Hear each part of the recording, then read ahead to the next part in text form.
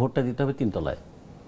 তাহলে আমরা এমনি তো ঢাকা শহরটা বয়স্ক মানুষদের জন্য মানে বসবাস অনুপযোগী করেছি, অথবা বয়স্ক মানুষদেরকে ঢাকা শহরের জন্য অযোগ্য ঘোষণা করেছি।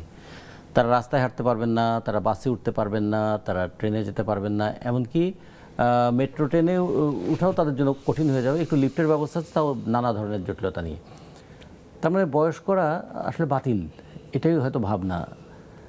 তিনতলায় যদি হেঁটে উঠতে হয় তাহলে বয়স্কদের জন্য একটা সমস্যা।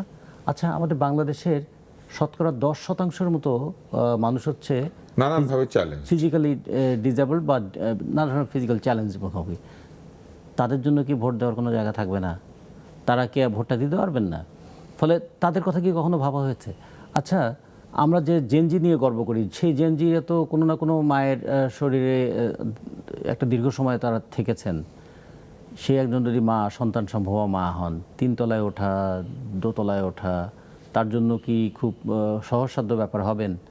দুই দিক থেকে, একটা হচ্ছে একজন মা ভোট কেন্দ্রে যাওয়া, তিনি একটু সামাজিক লোকলজ্জার ভয় পান। দ্বিতীয়ত তার শারীরিক পরিশ্রমের কথাটা ভাবেন।